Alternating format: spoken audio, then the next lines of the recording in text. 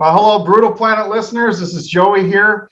The band Klank was formed in 1993. They have released 6 albums in the last 25 years.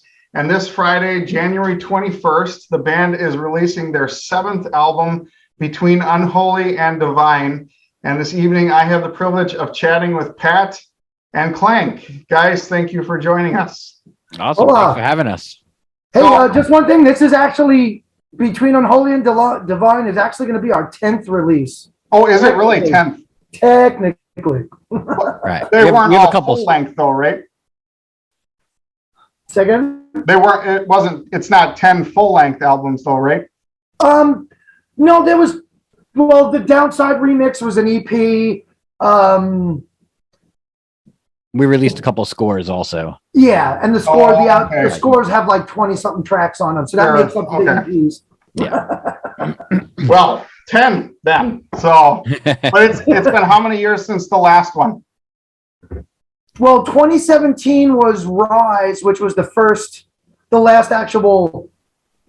Well, yeah, 2017 was Rise, and then since then we've done the 2 scores, but the 2 scores are all music, no vocals. So, yeah. But I think there's like 20 or 22 tracks on each one of those, if I'm not mistaken. So you guys stay busy in your own time. Yeah. Well, that's the thing. Yeah, as you can see, what Pat has at his disposal 24/7. We're also not a traditional band. We don't have to pay for studio time. Blessing and a curse, because you don't have a record label or somebody standing over you going, I need this now. Right. You know, we're pretty great at giving ourselves a deadline and then pushing it by 2-3 years. Right. but it's funny because even in the middle of recording new stuff, we still were cranked out, a 2-song EP in 2020. We did the 2 movie scores. And this was all simultaneously while recording what is now becoming Between Unholy and Divine, Volumes 1 and 2, and then some other upcoming remixes and stuff we have coming out. Sure. We've been real busy. Where do you guys Pat and I are gluttons for punishment, as you can see. Oh, sorry, Clank. What did you say? I said Pat and I are gluttons for punishment, as you can see. Where do you guys do your recording then? Here, or Clank will record in his house. We started doing a lot of, before it was the in thing, we started doing a lot of remote stuff when Clank had moved to Texas. So that was about 4 years ago now, 5 years ago. Actually, a lot of this new record was recorded remotely, where I would control he would record his vocals at his place, but we would do a Zoom session. And then I would remote into his computer and control his computer to record his vocals. Okay. Cool. And then we used a shared Dropbox. So everything's done between here and Clank's house. And based on what Clank's told me before, you're doing a lot of the technical stuff, right, Pat? Because he doesn't do any of that. Dude, when it comes to tech stuff, I'm an idiot. He is the guru in our camp. Recording, I mean, he runs a computer department for a college, so he's got it all up here. I lack. He is like my savior when it comes to that stuff, because I'm as sharp as a marble. You're all heart, though. Yeah. Well, I was really surprised and excited when Pat, you sent me the music and I got the PDF download and stuff. You guys you had some cool artwork in there and stuff. I was surprised. A lot of guys don't do that much nowadays, with everything being digital and stuff. And I was really excited to see that. Is that something you guys collaborated with the artist on that, or did he do everything, or?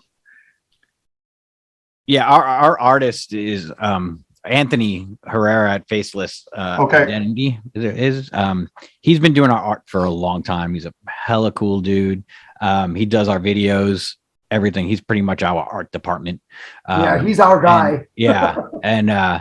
And it was an idea that I know we've been wanting to do something like that for a while, and he just took the reins and contacted a bunch of friends of ours and got everyone he organized everything for us, and we couldn't be happier how everything came out with the artwork. Something cool, a little extra to give. Yeah. Especially having lyrics, type of things. Absolutely. Something super cool that we're really happy how it came out. Well, the Especially 'cause lyrics and then the last couple of releases we didn't have full booklets in there. You know, it was just a CD in the cardboard case. We didn't do like the regular jewel case with the booklets. And for the longest time, we were like, because we like artwork. I like lyrics. I like to be able to read along. I like to see what people call their publishing companies, who they thank, you know, all those kind of little tidbits. Yep. So we were saying on this one, we were like, hey, you know what? We've seen a couple of people do, hey, when you get the album, you can get instead of missing out on it, you can download it. And if you want to print it off, you can. If not, at least you got it on your phone, your tablet, your laptop, whatever. So we said to Anthony, we said, hey, dude, this is kind of what we want to do with this one. And he was like, all right, never done it quite like this, but let's make it happen. And here we are. You know? Yeah, I think it looked really cool. And I especially liked your warning label on the bottom. That was pretty funny. About not bootlegging it. That was pretty funny. So you guys just released the song "Life" just this last week. Have you been getting good feedback on that?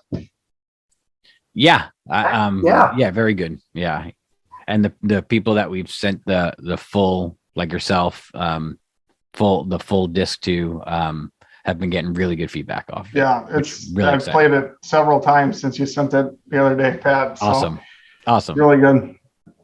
Thank you. So I like to ask questions maybe about some tracks that haven't been released or deeper cuts or whatever. So I just picked 4 of my favorites here. Hopefully we can get through all of them. The first one was Apologies. It starts out really good, the album.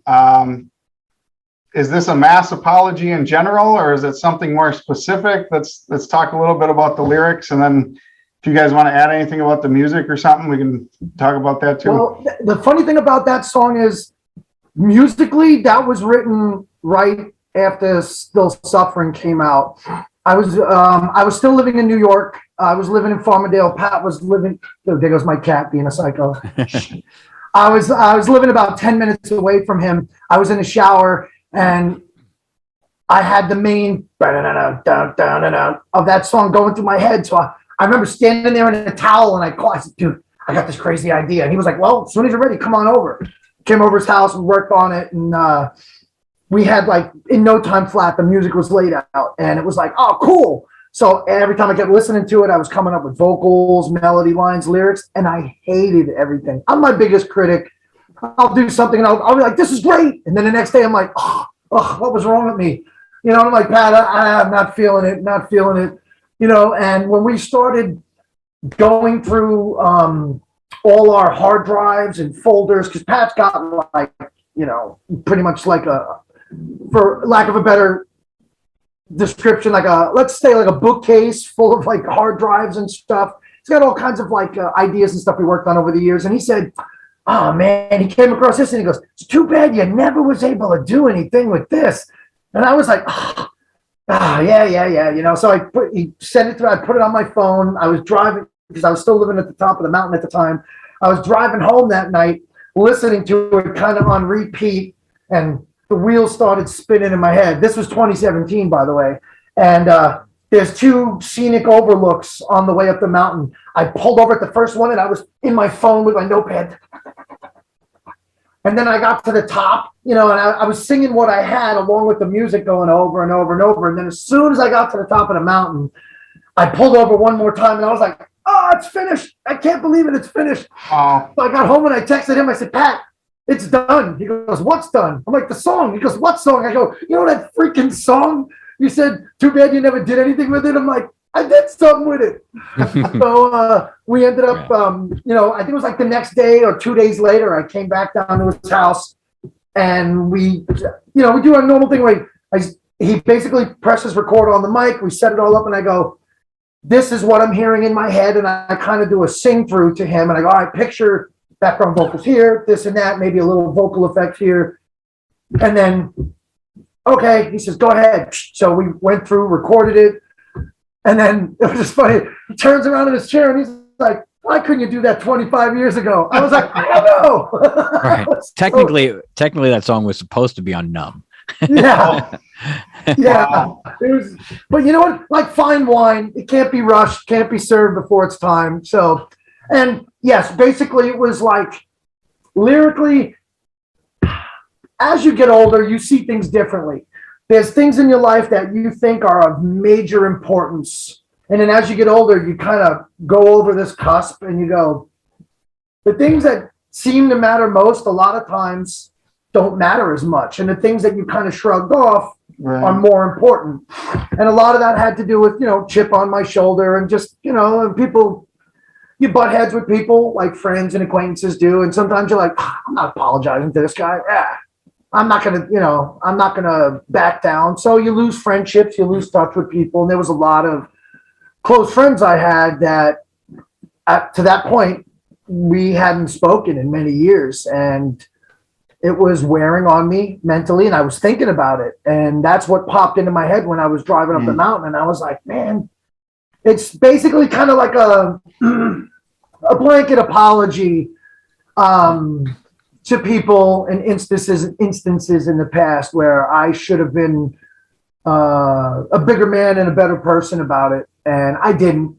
I wanted to have my way, you're not going to tell me la, la, la kind of thing. And I ended up, it was stupid of me. I paid the price for it. I lost some friendships. And as you get older, like I said, you see things differently. Those scales get lifted from your eyes and all of a sudden you're like, you have that aha moment when you're like, I was such an idiot, You're young. But it makes for great music. That's true. You live and you learn. You have anything to add, Pat? No, I think it's just it's funny how I think it shows how old the song actually really, at least the music, how anal we are with stuff. Which is why we take 5 years to put out a record. That's true. And lyrically it's just, to me it's just, being young and dumb and not realizing that, some things aren't really that important. I think a lot of your audience is gonna connect with that song because we're all starting to get a little bit older and we're starting to feel that same way. So and we lucked out. I mean, with our fans and the followers, they've always resonated with the lyrics. We've always had like a really cool bond with the audience, the listening audience. And this album is same thing, still raw, still like what we call sonic therapy. It's better than sitting on a therapist's couch. We funnel it and put it into music, our frustrations, our joys and stuff. And even with this, it's like, I think that they're still going to resonate, but I think it's going to hit a lot of people even more so on a deeper level than it already had hit them deeply, if that makes sense. Yeah. So the next song I wanted to ask you guys about was "What Can I Do." That was quite the earworm too, by the way. It's been stuck in my head for the last 24 hours, I think. But what I like to hear. Yeah, it's a good song and very raw, vulnerable lyrics. Again, it seems like. So, what can you tell us about that one? Trying to remember the lyrics off the head. But I know, no motivation, no inspiration. Tell me what can I do? Yep. Here I am once again, and I'm all up in my head. Basically, when I went to Texas, shortly after I got there, my wife and I split. I basically had moved because I got offered like one of those once in a lifetime jobs on a silver platter, and everything in my life was, was a little crazy leaving here, leaving Pat and stuff. But we already were able to continue to work on stuff. And no sooner did I land with my family in Texas and everything basically burnt to the ground around me. So it was very dark. It was very bleak. I was literally like a lot of those songs on there have to do with it. My divorce and a lot of it has to do with my mindset. Like that one, it was like, what can I do? Like, I have no motivation. I have no inspiration. I sat for months, dude, like 3-4 months every day, like in pitch black, no TV, no radio, no nothing. And it was like, I wanted to check out. And it wasn't like, ooh, boo-hoo, my wife and I split, I want to kill myself kind of thing. It was just everything that I've endured in my life. You go through these plateaus and these ups and downs mentally.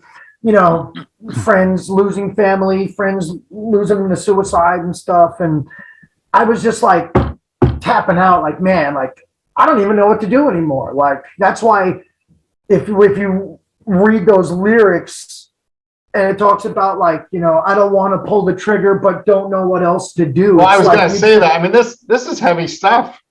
Yeah, because sometimes you get to the end of your rope and you're like, you appreciate life and everything you have, but some days, you know, some people think, especially just because if you're a Christian, they think life is just blue skies and green lights Right. from here to eternity, but it's not. You know, you Pancakes have and puppy dogs. That's what I say. Well, yeah. It's all, you know, and sometimes life is rough. When life is good, sometimes it can be so good. And when Right. life is in the depths, like you're slowly trudging your way through Mordor and hell, essentially. You know, that's what it feels like. And that's one of the things for me is I've always had the ability to escape musically, listening to other people's things and the stuff we write and work on, because that was my therapy. It literally was my therapy. It was my couch. You know, I moved to Texas. I had the two guys I worked with. I didn't really have many friends there. You know, and Pat was like the lifeline. I was texting, calling, FaceTiming multiple times a day for the nearly 2 years I was away. So it was like every day it was like, hey, dude, check this out. You know, like he would say, hey, I got this idea. Send me something hey, here's something I worked on it. You know, so whether some lyrics, guitars, or whatever. And that's how a lot of these came about. And What Can I Do was no different. It was the same thing. And I was like, hey, dude, I got the lyrics for this one. You know, it's a bit heavy, and it's crazy because it is so catchy and like, I don't want to say poppy, but like you said, earworm. It's it gets caught in your head and you're like, well, you know, you're vacuuming, cutting the lawn, doing whatever you're doing, and it's stuck in your head. But it's kind of twisted lyrically because it's about being in such a dark place, but it's got such a happy kind of chorus where it shouldn't work, but it does. Yep. Yeah, the song in general is kind of poppy to me, which is funny. But yeah, even like just to go a little further, I mean, I think like you mentioned earlier, Clank lyrics are usually on every record is pretty raw, but I think this one with everything that the songs are about, I think this is probably the rawest emotionally charged record that we've come out with. And you can totally, I think it puts you in the place that Clank was in, you know, when he was writing those lyrics. Yeah. Well, and mixing it with poppy music too, it's almost, you're on that journey where, I'm having a good day, but this stuff is still weighing on me and I feel it, you know, and you get that in the song, I think. So it's really well done. Thanks. Appreciate that. And that's a good thing about the contrast too, is like with us, our albums don't all sound the same. You might have songs that are super heavy and fast and guttural. And then you have other stuff like, you know, like Only Human from Rise. And it's very catchy and singy. So, you know, we've never wanted to just stick in one box. We've always wanted to do what we wanted to do, whether it's super fast, heavy, kind of poppy, more atmospheric. You know, whatever the mood took us when we were writing and recording it, that's what we did with it. You know, we didn't want to be pigeonholed in anything, and it's worked for us. You know. So the next song I think is in the same vein. I Must Thank You.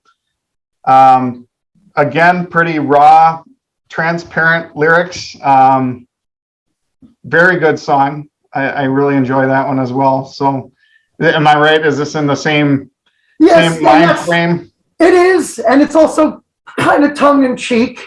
You know, I must thank you for all you bring, for all these years of suffering. Right. If I had not wanted to die, I would not know that I was alive. And that literally is about, I got to a point where it was like, I didn't realize how like numb and dead inside I was feeling for a while there when I first got to Texas. And it took me to the point where I almost didn't even realize I was alive. I had to go through this to almost realize that I was still alive. Yeah.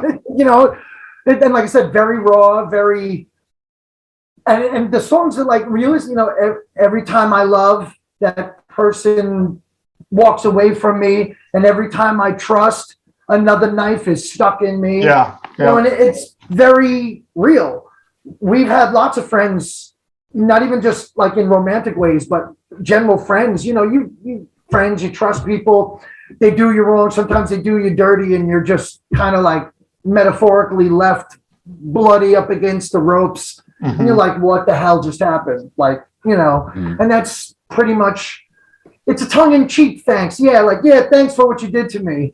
But at the same point, you know, here it is. You know, if it wouldn't gotten to the point where I was like, oh man, I want to die, I wouldn't have even realized I was even still breathing. And that's what we wanted to get across lyrically. And it's cool too, because Pat, isn't that also the very first one that doesn't have any guitars? Yeah, that's what I was going to say. Very first Clank song with no guitars at all. Oh, wow. Yeah. Yeah. And you might not even realize that at first, but now I didn't listen to it. And it's funny, it's a song that we tried to put guitars in, and everything that we tried kept adding, we were like, it's not adding anything to the song. Oh, wow. So we ended up leaving totally saying, all right, let's grab it. And the funny thing I'll add about those two songs, about What Can I Do and I Must Thank You, they weren't supposed to be, when we first would record and getting the songs together for the record, that they weren't even around yet, those songs. And it was just that one and the last song on the record weren't even songs that, you know, that how could you, is that it? They were all added all of a sudden we were going through songs that we had and we were like, that one's better than that, we got to put that on, that one that got to be on, you know. So we ended up taking some songs off for that one, and we're like, all right, we'll just put those on volume 2 or release them as singles, the other ones. Well, I'm anxious to go back and listen to it now that I know there's no guitars on it. You know what's funny is I'm not a big lyrics guy, but the lyrics on this album really grabbed me, and I think that's what caught my attention. And then I'm not even picking up that there's no guitars, so that's pretty cool. That's awesome. Well, that's good, because it kind of like it fools your brain. Yeah. You know, and the funny thing too, even with I Must Thank You, when I first came up with that, I sent Pat the idea, and I had it labeled as new wave idea because it was just because it was a synth and a really like sterile 1992 drum machine I have that I actually still have, you know, just very kind of Godflesh, sterile sounding. And I sent it to Pat, and I was like, he's like, wow, this is very new wavy. I'm like, yeah, it was just what it was. And then it turned into what it ended up turning into. Relax, buddy. Yeah, I think when I first listened to it, he was like, you know, there's a new idea in our Dropbox folder. I'm like, okay, cool. I pulled it up and I'm like, I think at first we were thinking probably for our synth pop side project, and then it just evolved into, no, this is a Clank song.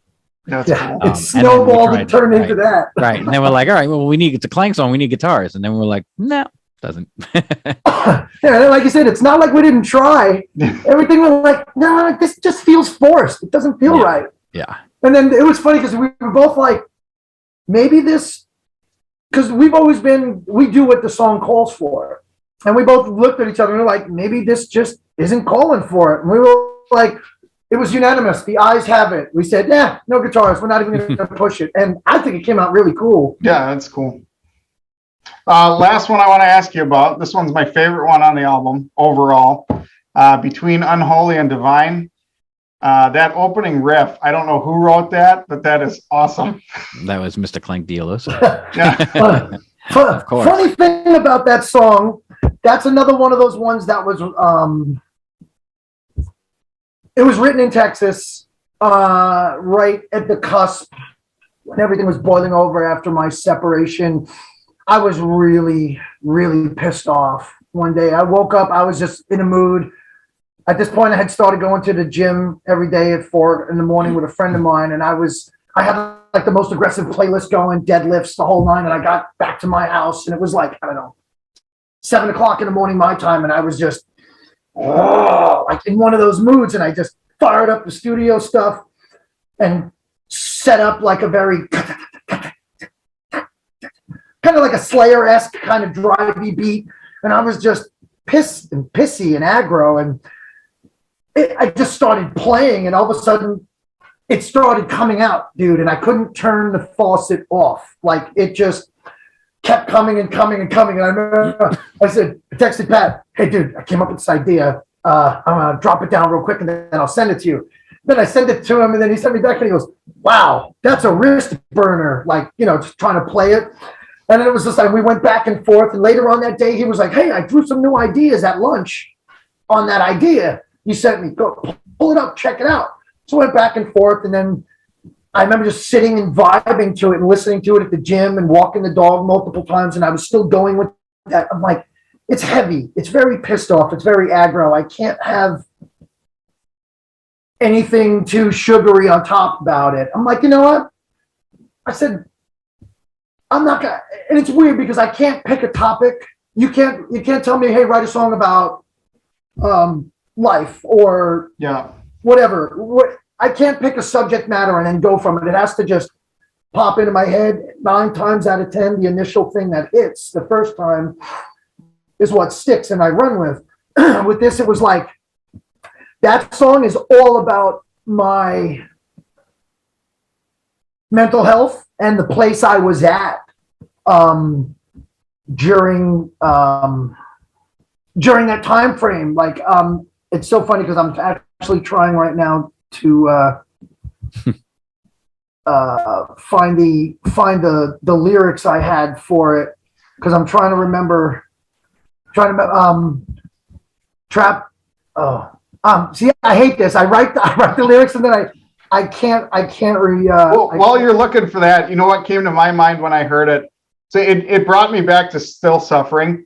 So when I was a teenager and I had that CD, you terrified me, Clank. Like you just sounded like this scary guy. There's this one little picture in the booklet and stuff like that. I'm like, you just terrified me.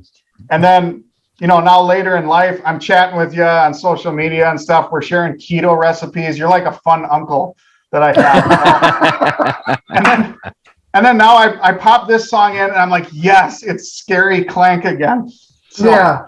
What's funny is someone else that we sent the record to preview it texted yesterday and said the same thing. He's like, that riff, he's like, it brings me back to Scarified. Yep. Yeah. Well, see, and with it was like trapped inside this sea of endless black, wondering if I can make it back, calling out for help, but will I drown this time? Walk the line between unholy and divine. Lost myself, but am I too far gone? Hollow thoughts that haunt me till the dawn. Outstretched hands reaching to the sky, and then embers of my life disintegrate in time. See, the hair on my arm is standing up right now thinking about it, because I'm thinking about where I was when I wrote it. And it was, like I said, hollow thoughts that haunt me till the dawn. Dude, I'm not lying when I said I was sitting up all night, every night, just in a bad headspace, and mental prison clawing at these walls. Darkened voices taunt me in the halls. Lack of sleep becomes my one true friend. Will I see the light, or could this be the end? Then again, trapped inside the sea of endless black, wondering if I can make it back. Calling out for help, but will I drown this time? Walk the line between unholy and divine. Yeah. That in a nutshell, song, man. I love it. Yeah, that was my scope of vision at that time. And it was like I was telling, it's so funny because Pat and I were messaging the other day about some of this, and I said, it's crazy, man. Like, I know we say life imitates art and vice versa.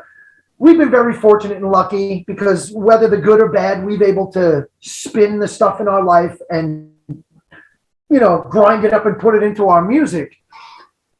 And like I say, therapeutic therapy aspect for me, though, like even getting this stuff out and, like Pat said, it's the rawest it's ever been. This is the closest to an exposed nerve, even more than our other stuff. And the other stuff was brutally honest and raw.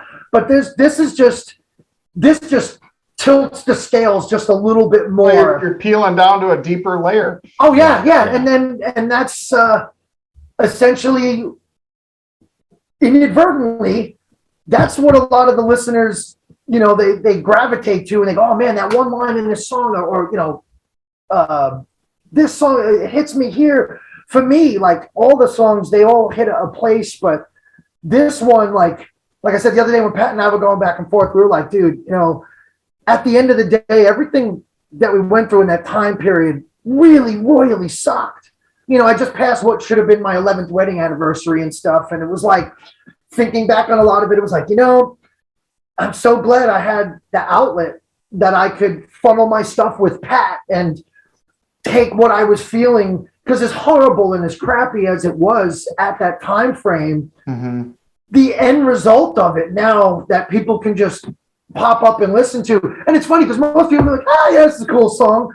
They don't know. They don't know what goes into it. You know, and literally the blood, the sweat, and the tears, and you know, stuff like this.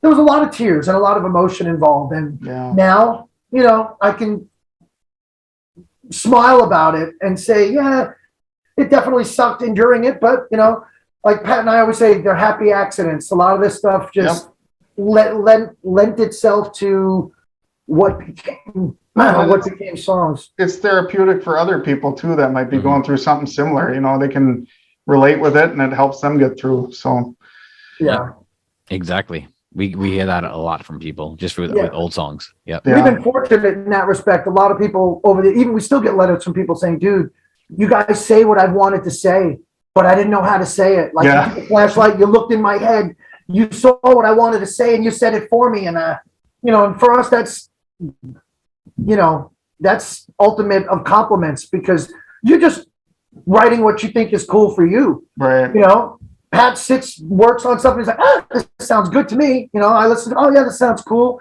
And then when you put it out there and somebody, you know, in our mind, we're like, if it resonates with one person, even just one person, mission accomplished. But the response back from people since 1993 has been like overwhelming. Yeah. And it's humbling for us, you know, especially to be that relevant in people's lives all these years later. It speaks volumes to us, you know. The fact that anybody wants to listen to us anymore is awesome. Well, we only got a couple minutes left here, but I'm assuming you guys are not going to be playing many shows, but is there anything in the works?